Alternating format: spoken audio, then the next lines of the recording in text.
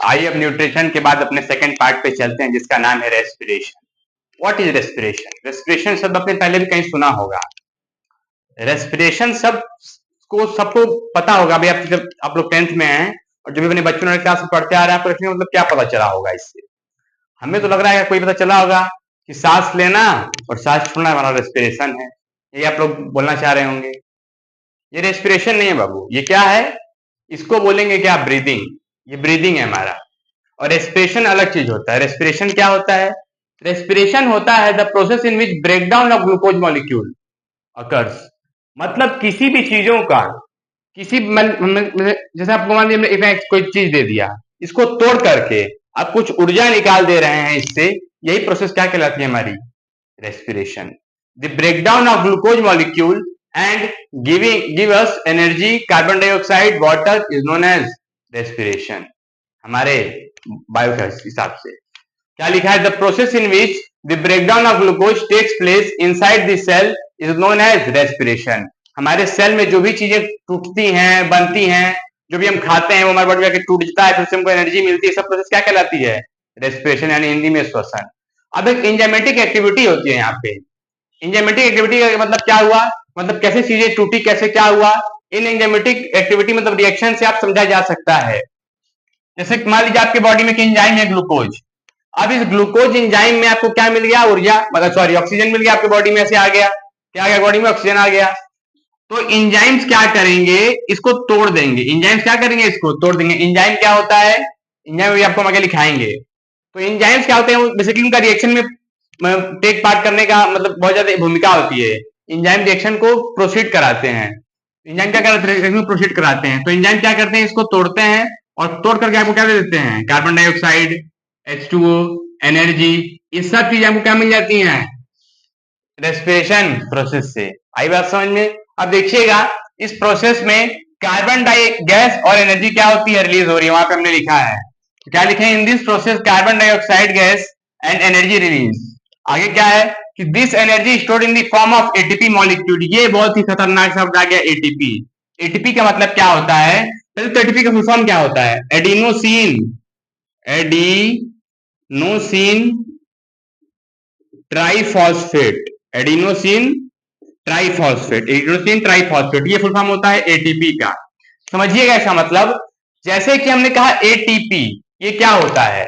तो एटीपी एक energy currency है। Energy currency of the cell. Energy currency of the cell. इसका मतलब क्या हुआ? मतलब हमारे जो शरीर में जो एनर्जी होती है वो किस रूप में रहती है? एटीपी के रूप में रहती है। इसलिए इसको बोलते हैं energy currency of the cell. Power house of the cell कौन है? माइटोकॉन्ड्रिया है। ये क्या है? Energy currency of the cell. आपके बॉडी को एनर्जी के रूप में, मतलब जो एनर्जी होती है जो स्टोर होती है वो एटीपी के रूप में होती है। मतलब ये बैंक है एनर्जी का। एटीपी को एनर्जी को रखता है एटीपी के फॉर्म में, इसलिए इसका नाम एडिनोसिन ट्राइफॉस्फेट। अब ट्राइफॉस्फेट क्यों? ट्राई का मतलब होता है तीन और फॉस्फेट का मतलब होता है फॉस्फोरस, यानी तीन फॉस्फोरस। ये कैसे बनता है? ये बनता है हमारा एडीपी। पूरा समझाते हैं आपको कि एटीपी कैसे बनता है। तो ये बनता है एडीपी प्लस इनऑर्गेनिक फॉस्फेट। इसका मतलब क्या हुआ? एडीपी का मतलब क्या हो गया? एडीपी का मतलब हो गया adenosine diphosphate. Adenosine diphosphate, adenosine diphosphate, यानी ये दो फॉस्फेट है और एक ये फॉस्फेट, एक ये इनऑर्गेनिक फॉस्फेट। इनऑर्गेनिक फॉस्फेट, आई का मतलब इनऑर्गेनिक फॉस्फेट। तो एक फॉस्फेट ये हो गया, दो फॉस्फेट ये हो गया, मिलकर कितना हो गया हमारा? एटीपी, यानी तीन फॉस्फोरस। आई बात समझ में? ऐसे हमारा बना था क्या? एटीपी। वो एटीपी का फॉर्मेशन हेडिंग डाल दीजिएगा। अच्छा, इस प्रोसेस में कुछ रिएक्शन टेक्स प्लेस करती है, बहुत इंपॉर्टेंट। ये आप आगे 11th में कि हर बच्चा पढ़ेगा। केमिस्ट्री में आप लोग सारे लोग ये पढ़ेंगे, तीनों रिएक्शन बहुत इंपॉर्टेंट है। लेकिन आपको 10th में दे दिए, हम बता दें, थोड़ा आसानी रहेगी जानने में। ऑक्सीडेशन रिएक्शन क्या होता है? It is A type of breakdown of anything. हमने लिखा है type of breakdown of anything. जैसे कोई भी चीज है, जैसे कहें कि मान लीजिए हमारा CH4 का बॉन्ड ही है, यहाँ पे अगर हम ऑक्सीडेशन करा देंगे तो कुछ ना कुछ टूटेंगे चीजें। मतलब कहने का मतलब क्या है कि अगर कार्बन के साथ ऑक्सीजन जुड़ रहा है तो कुछ ना कुछ यहाँ का इसका बॉन्ड ब्रेक करेगा। ब्रेकिंग ऑफ कार्बनिक बॉन्ड। जितने भी कार्बन के बॉन्ड होंगे सबको ब्रेक कौन करेगा? हमारा ऑक्सीजन करेगा। आगे क्या है, एंडोथर्मिक रिएक्शन। एंडोथर्मिक रिएक्शन क्या होता है, जैसे आप हमने कहा किसी भी रिएक्शन में अगर आपको एनर्जी देनी पड़े तोड़ने के लिए किसी भी चीज को, तो वो कहलाती है एंडो, और जो रिएक्शन अपने आप होकर के एनर्जी रिलीज कर रही है वो कहलाएंगी एक्सोथर्मिक। तो इसमें हमको एनर्जी देनी पड़ेगी तोड़ने के, भाई काम कर रहे हैं ना, तोड़ रहे हैं ना, तो एनर्जी हमको देनी पड़ेगी। तो इस प्रोसेस को बोलते हैं क्या, एंडोथर्मिक रिएक्शन। कैटाबॉलिक क्या होता है, किसी चीज को तोड़ना, इट इज टाइप ऑफ तोड़ना। जैसे हम कोई भी चीज है इसको क्या कह रहे हैं, तोड़ रहे हैं, तो क्या कराएगा, कैटाबॉलिक रिएक्शन। मतलब मिला जुला के तोड़ा फोड़ी की बात करता है हमारा रेस्पिरेशन। तोड़ा फोड़ी इसमें चीजें हो रही हैं, तोड़ रही हैं, एनर्जी हमको देना पड़ रहा है तोड़ने के लिए, ब्रेक हो रही है, मतलब यही सब चीजें क्या है, रेस्पिरेशन है हमारी, तोड़ना। मतलब हमारे बॉडी में कोई भी रिएक्शन टूट रही है। अब कैटाबॉलिक रिएक्शन भी इसका एक और भाई भी होता है, एनाबॉलिज्म, चीजों का बनना हमारे शरीर में। ये सब टोटल आ जाएंगे मेटाबॉलिक रिएक्शन में। मेटाबॉलिक रिएक्शन दो टाइप का होता है, आपको बता दे रहे हैं। मेटाबॉलिक रिएक्शन हेडिंग डाल दीजिए, वो भी आपको काम आएगा, बता दे रहे हैं, यहीं पे लिख लीजिए मेटाबॉलिक रिएक्शन।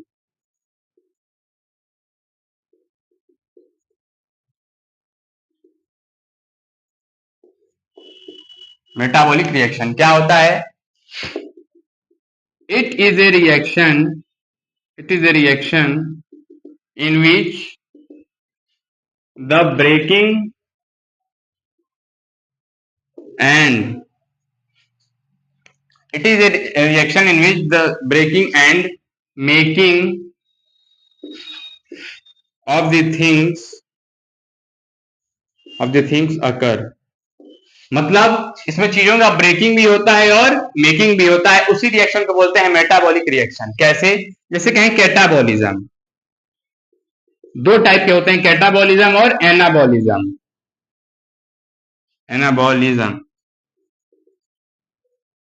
मतलब कैटाबॉलिज्म में कोई भी चीज टूटेगा, कटेगा, कट लिखा है ना, कटना। मतलब कोई भी चीज है, जैसे कहें ग्लूकोज है, चीज हम तोड़ के क्या कर देंगे, 6 कार्बन का है, बदल देंगे इसको 3 कार्बन में, ये हमारा हो जाएगा पायरूवेट। अभी आपको बताएंगे सब आगे। ये हो गया कैटाबॉलिक रिएक्शन।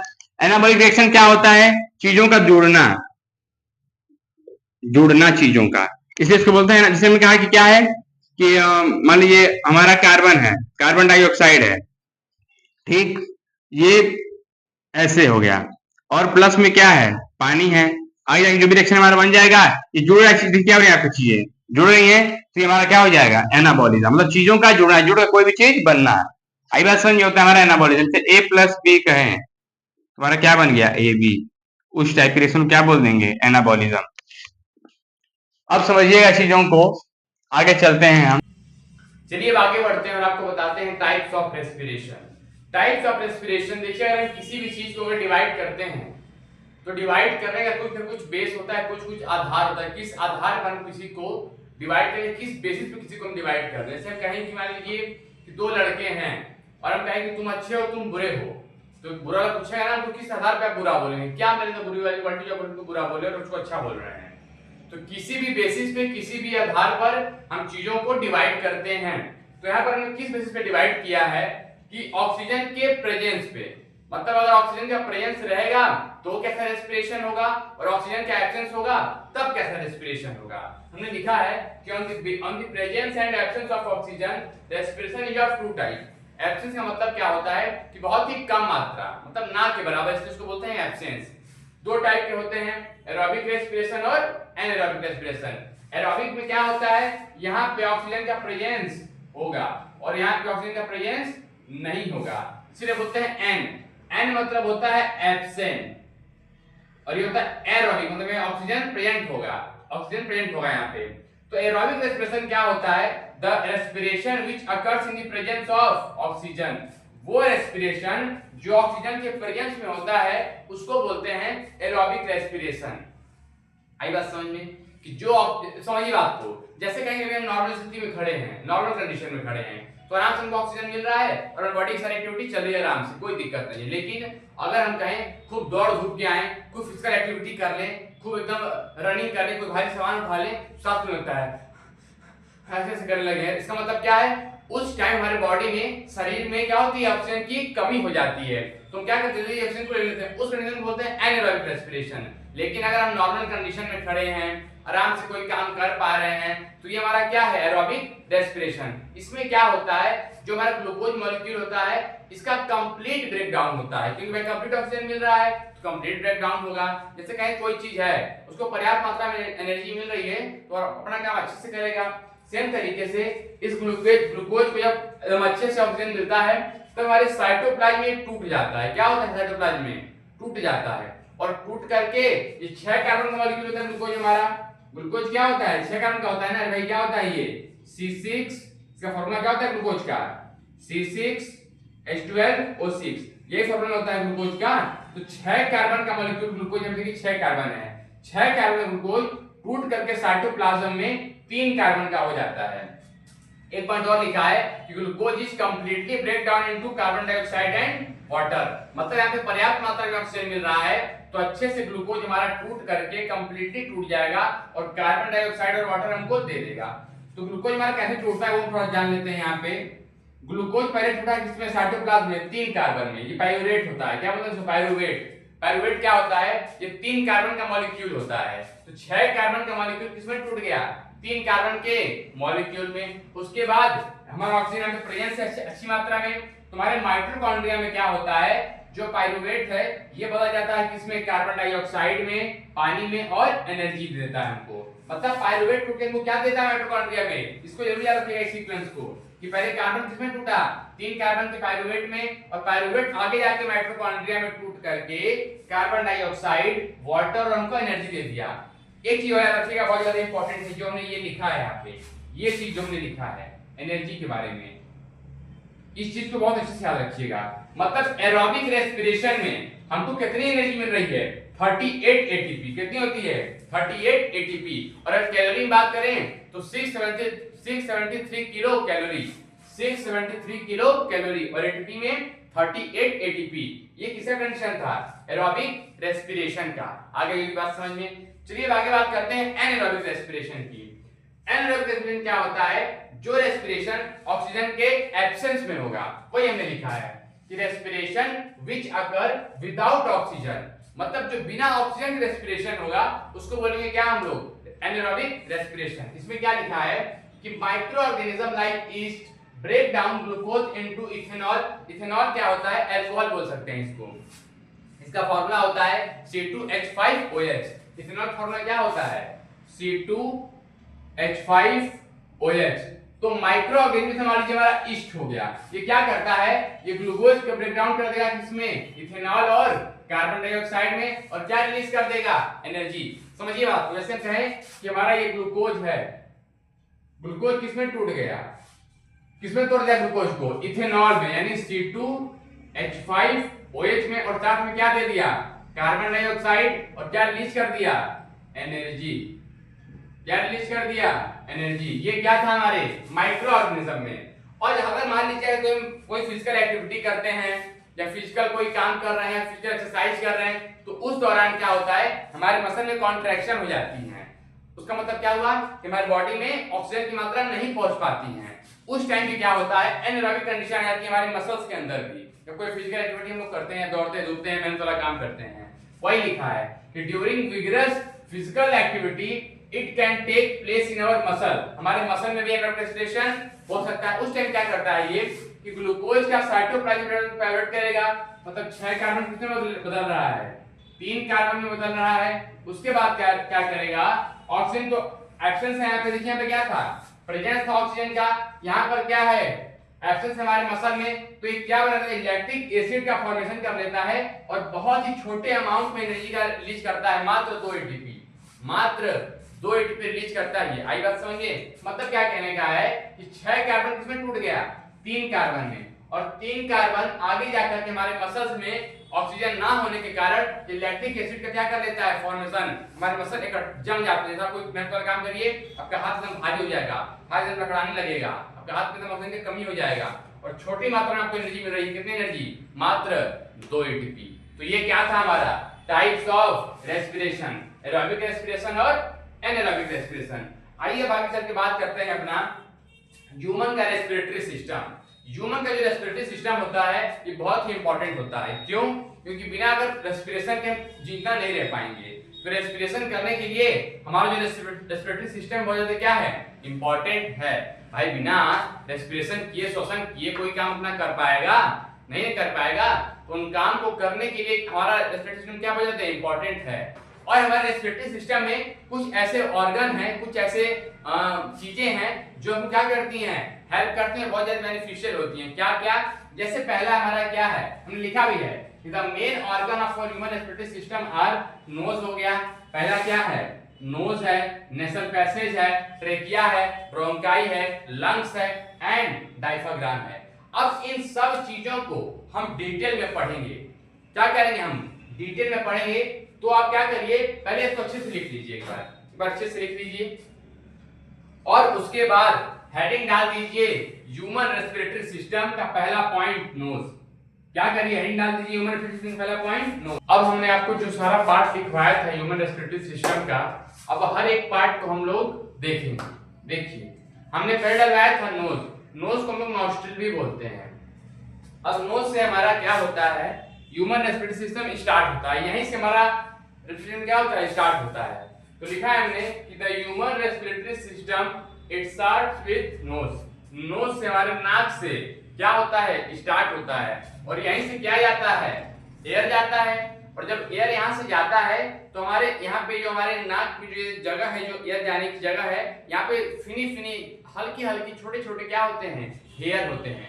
वो हेयर क्या करते हैं, हमारे एयर को फिल्टर करते हैं। जो हमारे नाक के बाल होते हैं ना, वो हवाओं क्या करते हैं, फिल्टर करते हैं। यानी नाक में बाल होना बहुत ज्यादा जरूरी है, ताकि आपकी जो भाई इतने वातावरण में धूल है, गर्दे, वो सब आपके नाक में जा रहा है, आपके नाक से जा रही हैं, तो एयर को फिल्टर करता है। और वहां पे म्यूकस होता है, म्यूकस चिपचिपा टाइप का एक चीज होता है, वो क्या करता है, वो जो हवा आपके जा रही है ना, और जो गंदगी है, म्यूकस क्या करेगा, उसको वहीं पे चिपका देगा आपके हेयर में ही, आपके नाक में क्या करेगा, पैसेज में ही चिपका देगा उसको, ताकि गंदगी चीजें ना जा पाए और हमारा जो हेयर है उसको फिल्टर करके शुद्ध हवा को अंदर भेज पाए। तो वही हमने लिखा है कि air is taken inside through nostril, air यहां से जाती है, air is filtered by fine hair, fine मतलब धागे टाइप के, हल्के हल्के रेशमी टाइप के हेयर होते हैं, वो क्या करते हैं, एयर को फिल्टर करते हैं, हवा को क्या करते हैं, वो फिल्टर करते हैं, फिल्टर का काम करते हैं।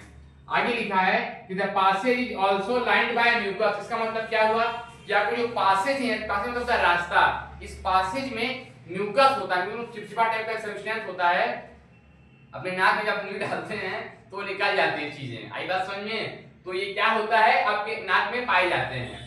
आगे क्या है, फेरिंग्स है। फेरिंग्स क्या होता है कि the part between mouth and wind pipe, आपके मुंह में और ये विंड पाइप में जो पासेज होता है, इसको बोलते हैं क्या, फेरिंग्स। एक और चीज है इसका, फ्रॉम नॉस्ट्रिल मतलब नॉस्ट्रिल से air enters into pharynx and goes into the trachea and wind pipe, मतलब ये एक पासेज का काम करता है। आपके नॉस्ट्रिल से विंड पाइप तक हवा पहुंचाने में फेरिंग्स क्या करता है, मदद करता है। आई बात समझ में? मतलब नॉस्ट्रिल से विंड पाइप में हवा पहुंचाना है तो क्या करेगा, फेरिंग्स हमारा हेल्प करेगा। आगे क्या है, लैरिंग्स। लैरिंग्स का क्या आता है, जो हम बोल पा रहे हैं, जो बोल पा रहे हैं ना, इसी के मदद से बोल पा रहे हैं, इसको बोलते हैं साउंड बॉक्स। क्या बोलते हैं, sound box. The voice box, voice box बोल सकते हैं, तो साउंड बॉक्स बोल सकते हैं। अपर पार्ट ऑफ ट्रेकिया, इसका मतलब क्या हुआ, मतलब लैरिंग्स से बाद क्या स्टार्ट हो रहा है, ट्रेकिया। तो ट्रेकिया में सबसे ऊपर वाला भाग होता है, उसको बोलते हैं लैरिंग्स। भाई इसके बाद ये ना आ रहा है तो इसके ऊपर क्या है ये, तो ट्रेकिया के ऊपर वाले पार्ट को बोलते हैं लैरिंग्स। में लिखा है कि अपर पार्ट ऑफ ट्रेकिया। इसके बाद क्या समझ जाएगा, लैरिंग्स के बाद ट्रेकिया। इसको कॉमनली बोलते हैं विंड पाइप। क्या बोलते हैं, विंड पाइप। ये हमारा विंड पाइप है ट्रेकिया, इसको कॉमनली क्या बोलते हैं, wind pipe. It composed of ring of cartilage, समझिएगा बात। जैसे कहेंगे मान लीजिए हमारा ये विंड पाइप यानी हमारा ट्रेकिया है, इस पे क्या होते हैं, कार्टिलेज के रिंग बने होते हैं, ऐसे ऐसे ऐसे ऐसे क्या होते हैं, कार्टिलेज के रिंग बने होते हैं। ये क्या करते हैं कार्टिलेज के रिंग, जैसे कहें कि मान लीजिए आपके ट्रेकिया में अगर ऑक्सीजन नहीं जा रहा है और ट्रेकिया आपका ऐसे ही है, तो कार्टिलेज के रिंग क्या करेंगे ना कि उन ट्रेकिया के बीच में डिस्टेंस बनाए रखने में मदद करते हैं, ताकि वो चिपक न जाए, कोलैप्स ना हो जाए। अगर वो चिपक जाएंगे तो इंसान का डेथ हो जाएगा। तो अगर ये चिपके ना, मतलब ये ट्रेकिया का जो ये पाइप है ये चिपके ना, ये कार्टिलेज क्या करते हैं, इसको बोलेंगे कार्टिलेज। कार्टिलेज, कार्टिलेजिनस रिंग, ये कार्टिलेजिनस रिंग है। ये क्या करता है, हेल्प करता है ताकि हमारे जो तो विंड पाइप में जो ट्रेकिया है वो कोलैप्स ना हो जाए, ताकि मिल ना पाए। तो वही हमने लिखा है कि it commonly it composed of ring of cartilage which prevent collapsing of trachea in absence of air. जब हमारा एयर ना मौजूद हो तब हमारा ये ट्रेकिया कोलैप्स ना हो पाए, मिल ना पाए, उस टाइम कार्टिलेज हमारा क्या करता है, हेल्प करता है। आई बात समझ में? अब आगे चलते हैं, देखते हैं ब्रोंकाई। ट्रेकिया के बाद क्या आता है, ब्रोंकाई। ब्रोंकाई क्या होता है, लिखा है हमने कि trachea divides into two smaller tube called bronchi. अभी हम डायग्राम बनाते हैं, देखिए आप लोग, इसको आप लोगों ने लिख लिया, इसको आप लोग लिखिए, इसको लिख दीजिए आप लोग, इसको इरेज करते हैं, इसको यहाँ पे इरेज करते हैं। चलिए मैं यहाँ बना के दिखाते हैं आपको। जैसे कहें कि मान लीजिए ट्रेकिया है, ये हमारा क्या था, ट्रेकिया था, तो ट्रेकिया क्या है, यहाँ पे बना के थोड़ा सा बना के समझा देते हैं। जैसे मैं कहें ट्रेकिया है, ठीक, ट्रेकिया क्या करता है, divides into smaller tube called bronchi. अब ट्रेकिया क्या करेगा, छोटे छोटे ट्यूब में क्या करने लगेगा, ये डिवाइड करने लगेगा, ऐसे ऐसे, इसको बोलते हैं ब्रोंकाई। क्या बोलते हैं, ब्रोंकाई। ऐसे क्या करने लगेगा, ये डिवाइड करने लगेगा। अब the two bronchi connected with two lungs, ये क्या करते हैं, दो लंग्स के साथ हमारे जुड़े होते हैं। ऐसे क्या होते हैं, हमारे दो लंग्स होते हैं, उसमें जुड़े होते हैं, कौन, हमारे ब्रोंकाई। अब लंग्स क्या होता है, the lungs lie in chest cavity, हमारे चेस्ट कैविटी, उसको बोलते हैं चेस्ट कैविटी। चेस्ट कैविटी में क्या रहता है, हमारा लंग्स, दो लंग्स होते हैं, एक लेफ्ट लंग और एक राइट लंग। तो the lungs lie in chest cavity which is separated from abdominal cavity by diaphragm. Abdominal cavity मतलब हमारे स्टमक, जो ये हमारा एकदम नीचे वाला पार्ट है, हमारा जो चेस्ट है और एब्डोमिनल कैविटी, इनके बीच में होता है डायफ्राम, जो होता है डोम शेप का, ऐसे होता है, ऐसे। वो क्या करता है, चेस्ट को और एब्डोमिनल कैविटी क्या करता है, सेपरेट करता है, ऐसे क्या करता है, वो सेपरेट करता है। आगे क्या है, bronchioles. Each bronchus divide into bronchioles, तो जो ब्रोंकाई थे उस ब्रोंकस को छोटे छोटे ब्रोंकियोल्स में डिवाइड करते हैं, ऐसे ऐसे, मतलब ऐसे गोले गोले टाइप के होते हैं वो ब्रोंकियोल्स। और सॉरी गलती हो गया, मतलब समझ लो आपको, ऐसे ये हमारा क्या है, ब्रोंकाई है, ये हमारे दो ऐसे ऐसे लंग्स हैं। अब ब्रोंकस क्या होगा, छोटे छोटे ब्रोंकियोल्स में डिवाइड करेगा, primary bronchioles, secondary bronchioles, tertiary bronchioles, ये मतलब इसके बाद क्या करेगा, ये डिवाइड होना स्टार्ट हो जाएगा। आई बात समझ में? डायग्राम बनाएंगे अभी। उसके बाद क्या होता है, एल्वियोलाई आता है।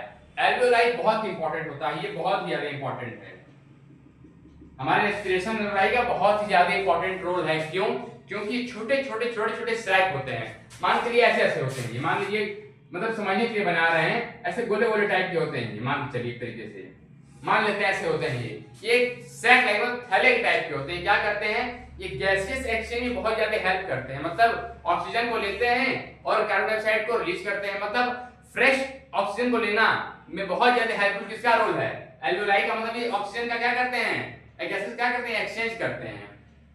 It is a air sac, air sac मतलब थैला, ये हवा का क्या करेगा, थैला है। It walls are very thin surrounded by blood capillaries, मतलब ब्लड कैपिलरीज से इसके वॉल सराउंडेड होते हैं और बहुत ही पतले होते हैं, एकदम थिन होते हैं, एकदम पतले होते हैं इसके वॉल्स, मतलब इसकी जो दीवारें होती हैं ना एल्वियोलाई की, बहुत ही पतली होती हैं। आगे क्या लिखा है, gaseous exchange takes place in alveoli, मतलब गैसियस का एक्सचेंज कहां होता है, एल्वियोलाई में होता है। याद रखिएगा, ये बहुत इंपॉर्टेंट पॉइंट है, ये सब इंपॉर्टेंट पॉइंट है। There are millions of alveoli present in lungs, ढेर सारे एल्वियोलाई होते हैं, मिलियंस ऑफ लंग्स। जैसे कि डायग्राम बनाकर आप देखिएगा, ढेर सारे एल्वियोलाई होते हैं, वो गैसेस से एक्सचेंज करते रहते हैं और बहुत ही इंपॉर्टेंट रोल प्ले करता है गैसेस में, कौन हमारा alveoli. There are millions of alveoli present in lungs for gaseous exchange, gaseous exchange में एल्वियोलाई का बहुत ही इंपॉर्टेंट रोल होता है, मतलब बिना एल्वियोलाई के किसी भी ऑर्गेनिज्म जिंदा नहीं रह पाएगा। आई बात समझ में? मतलब अगर गैसेस एक्सचेंज करना है तो एल्वियोलाई का होना बहुत ज्यादा क्या है, जरूरी है। आई बात समझ में? इसको राइट डाउन कर दीजिए आप लोग। ह्यूमन रेस्पिरेटरी सिस्टम का हम थोड़ा सा डायग्राम देख लेते हैं, आपको अच्छे से क्लियरिटी आ जाएगी इसके बाद। जैसे हमने पहले बोला था आपको कि नोज से स्टार्ट किया, तो हमने नोज नहीं बनाया है, ठीक है, नोज नहीं बनाया है। देखिए हमने लिखा है एपिग्लॉटिस। एपिग्लॉटिस क्या होता है, जैसे कहेंगे हमारे पास दो पाइप होती हैं, फूड पाइप और विंड पाइप। फूड पाइप क्या होती है, इससे हम खाना खाते हैं, उसमें जाती है हमारी भोजन, और एक होती है विंड पाइप, विंड पाइप से हमारी हवा जाती है। जो विंड पाइप होती है वो बहुत ही कोमल होती है, बहुत ही नाजुक होती है, इतनी नाजुक होती है कि उसमें अगर एक चावल का दाना भी चला जाए ना और फंस जाए तो इंसान की डेथ हो सकती है। इसीलिए लोग बोलते हैं खाते समय बोलना नहीं चाहिए। क्यों नहीं बोलना चाहिए? क्योंकि अगर एक कण भी अगर आपके खाने का पहुंच गया आपके विंड पाइप में तो आपकी डेथ हो सकती है। तो ये एपिग्लॉटिस क्या करती है? होती है ग्लॉटिस, उसके ऊपर होती है एपिग्लॉटिस। एपिग्लॉटिस, एपी का मतलब होता है ऊपर और ग्लॉटिस मतलब एक लेयर होती है। वो क्या करती है, जब मान लीजिए आप बोलते हैं तो बोले हमारा इस टाइम विंड पाइप ओपन है, फूड पाइप क्लोज है, तो फूड पाइप के ऊपर हमारी क्या होती है, एपिग्लॉटिस की लेयर चली जाती है। और जब हम खाना खाते हैं तो हमारी विंड पाइप पर चली जाती है एपिग्लॉटिस की लेयर। मतलब समझ बात को, ये दो लेयर हैं और इनके ऊपर क्या है, एपिग्लॉटिस की लेयर है। जब खाना खाएंगे तो हमारे विंड पाइप पे चली जाएगी और जब बोलेंगे तो हमारे फूड पाइप पे चली जाएगी लेयर। आई बात समझ, वो होती है एपिग्लॉटिस की लेयर। उसके बाद होता है हमारा ये लैरिंग्स। लैरिंग्स है हमारा, जो पीछे बताया था आपको, लैरिंग्स। उसके बाद आता है हमारा क्या, ट्रेकिया। उसके बाद क्या आता है, ट्रेकिया। आपको बताए थे कि ट्रेकिया दो ब्रोंकियोल्स में डिवाइड कर जाता है। देखिए ये हमारा ट्रेकिया है, ट्रेकिया दो ब्रोंकियोल्स में डिवाइड कर गया। एक ये ब्रोंकियोल्स है हमारा और एक ये वाला ब्रोंकियोल्स। तो ट्रेकिया हमारे दो ब्रोंकियोल्स में डिवाइड कर गया और ट्रेकिया के ऊपर ये रिंग है, ये कार्टिलेज की रिंग है। ये गोली गोली क्या है, ये कार्टिलेज की रिंग है जो ट्रेकिया को मिलने से बचाती है जब एयर मौजूद ना हो। तो हमारा ट्रेकिया डिवाइड कर गया दो ब्रोंकियोल्स में। अच्छा एक और याद रखिएगा, जो हमारे लंग्स होते हैं ना, लंग्स के ऊपर एक मेम्ब्रेन होता है, इसको हम बोलते हैं प्लूरल मेम्ब्रेन। जो लंग्स में जो कवरिंग होती है मेम्ब्रेन की, उसको बोलते हैं प्लूरल मेम्ब्रेन। क्या करता है ये, इनके बीच में होते हैं प्लूरल फ्लूइड। क्या होते हैं, प्लूरल फ्लूइड। और लंग्स हमारा जो होता है ना, ये होता है डबल मेम्ब्रेन। ये क्या होता है, डबल मेम्ब्रेन। ये सिंगल मेम्ब्रेन नहीं होता है, ये क्या होता है, डबल मेम्ब्रेन। देखिए अभी डबल मेम्ब्रेन है, यहाँ भी डबल मेम्ब्रेन है। इनके बीच में होता है प्लूरल फ्लूइड। क्या होते हैं, प्लूरल फ्लूइड। इनका लेयर किसका होता है, प्लूरल मेम्ब्रेन का होता है। और के बीच में क्या होते हैं, प्लूरल फ्लूइड होते हैं। आई बात समझ में। अब देखिएगा ब्रोंकियोल्स के बाद हमारा क्या आता है, ये क्या है हमारा, ब्रोंकियोल्स के बाद ब्रोंकियोल्स के बाद क्या आता है हमारा, सॉरी हाँ सही है। ब्रोंकियोल्स के बाद हमारा क्या आता है, एल्वियोलाई। क्या आता है हमारा, एल्वियोलाई। ब्रोंकियोल दो बार लिख दिया, इसमें कोई बात नहीं। ये हमारा क्या आता है, एल्वियोलाई। आई बात समझ। एल्वियोलाई में क्या बोलते हैं, एयर सेट। जो गोले गोले सब दिख रहे हैं ना, सब क्या है हमारे एल्वियोलाई। हमने इधर नहीं बनाया है, सेम चीज इधर का क्या होगा, इधर भी हमने बनाया नहीं है, समझ जाइएगा। और हमारे ये नीचे क्या होता है, ये होते हैं डायफ्राम। लंग्स कितने होते हैं, दो होते हैं, एक इधर और एक इधर।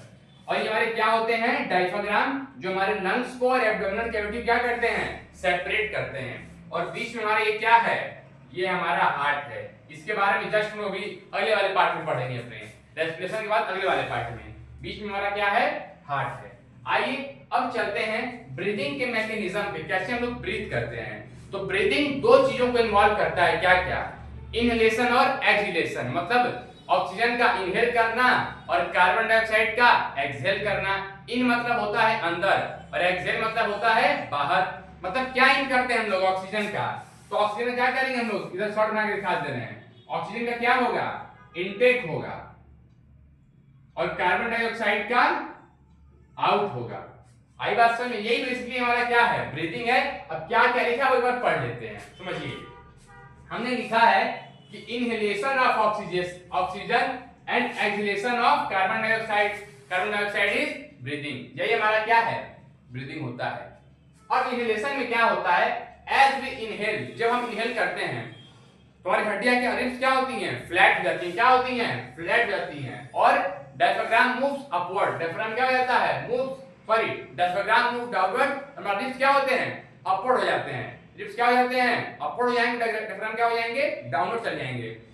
हमने ऐसे किया, डायफ्राम क्या चले गए, नीचे चले गए। देखिए डायग्राम ऐसे है ना, जब हम इनहेल करते हैं हमारे डायफ्राम ऐसे रहते हैं और ऐसे से क्या हो जाते हैं, ऐसे हो जाते हैं। ये क्या है, इनहेलेशन है, इनहेलेशन है। लेकिन अगर हम कहें एक्सहेलेशन की अगर बात करें, एक्सहेलेशन की बात करें तो इसका जस्ट अपोजिट हो जाएगा, मतलब ऐसे हो जाएगा, ऐसे से ऐसे।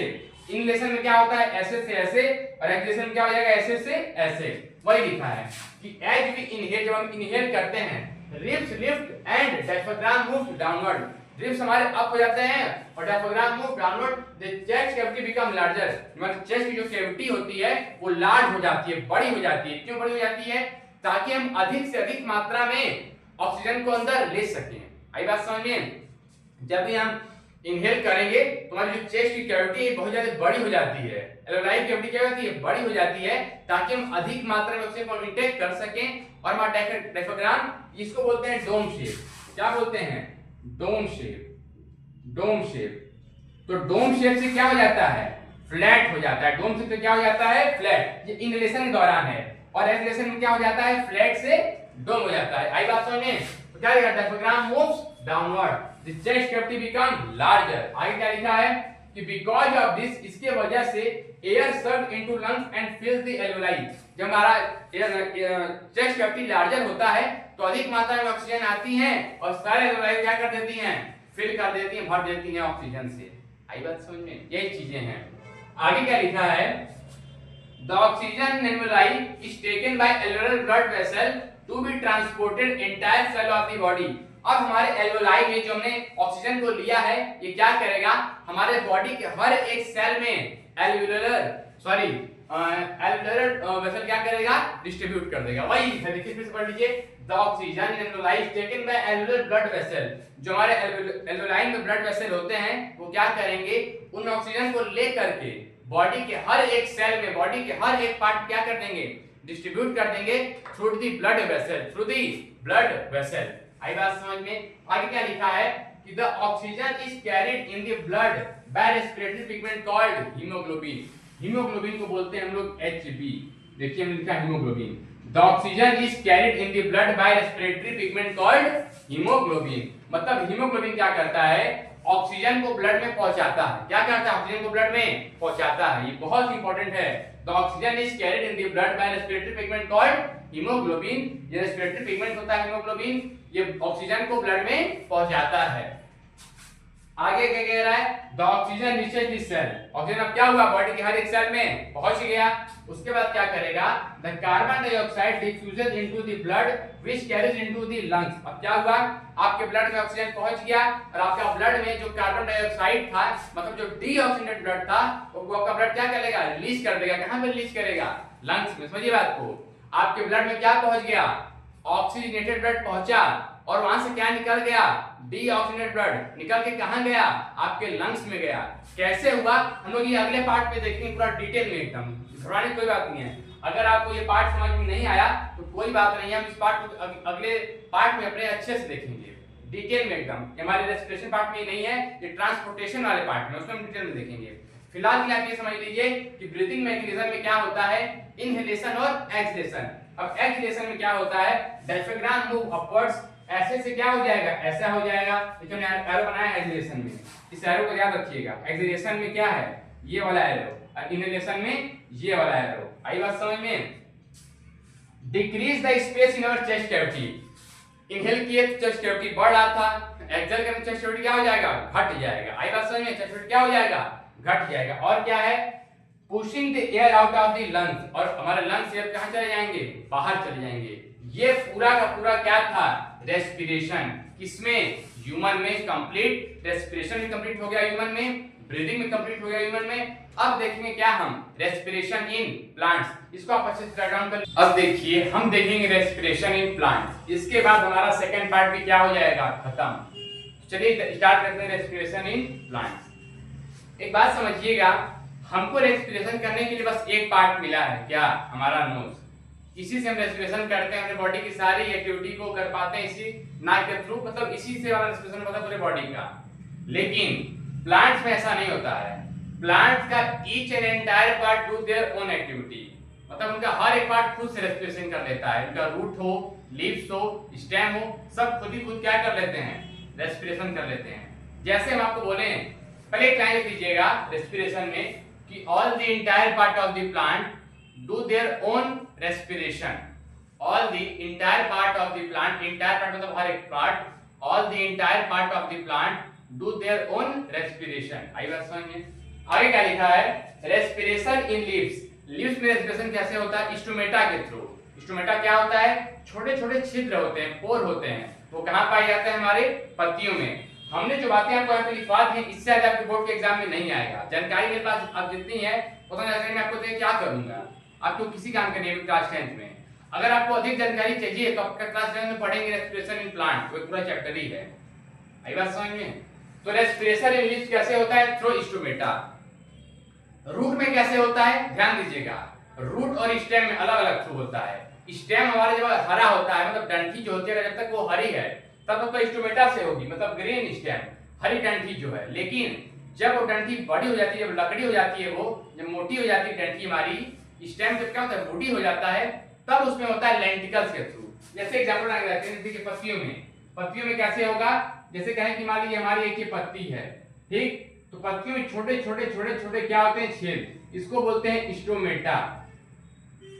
स्टोमेटा। इससे आ जाके बोर्ड में नहीं पूछा, इतना मैं बता दे रहा हूं।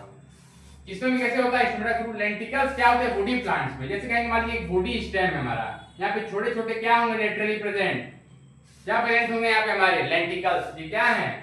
लेंटिकल्स हैं। इन्हीं के थ्रू क्या होगा? रेस्पिरेशन होगा। सॉइल में कैसे, मतलब मिट्टी में, सॉरी रूट पे कैसे होता है?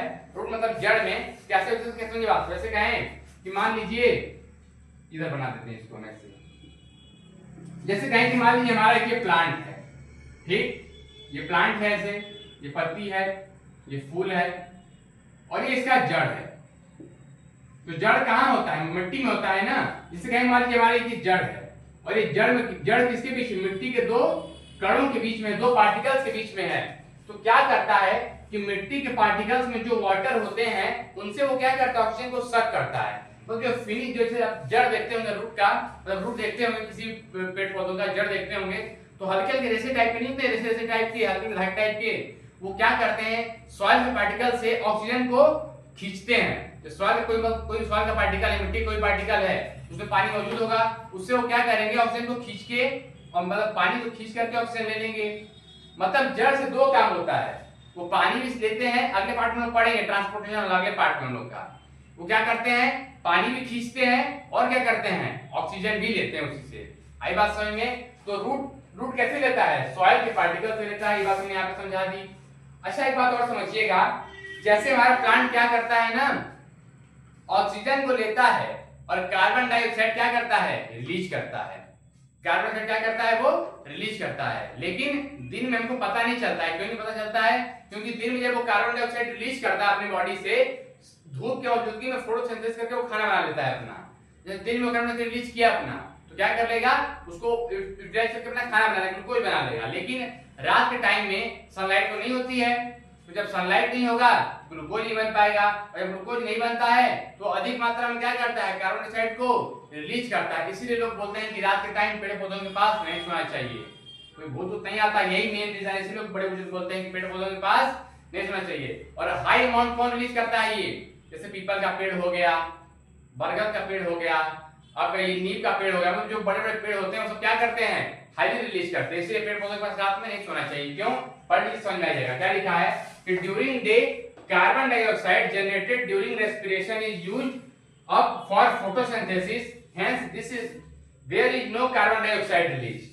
मतलब उस टाइम कोई कार्बन डाइऑक्साइड रिलीज नहीं हो रहा है, लेकिन यहाँ पे नो लिखा है। क्यों नो लिखा है? क्योंकि हमको पता नहीं चल रहा है। भाई रिलीज तो दिन में भी होता है और रात में भी होता है कार्बन डाइऑक्साइड, लेकिन दिन में जो रिलीज होता है वो क्या बनाता है? अपना खाना बना लेता है। लेकिन जो रात में होता है वो खाना नहीं बन पाता है, एक्यूमुलेशन कर लेता है वहीं पे। अगला पॉइंट क्या लिखा है?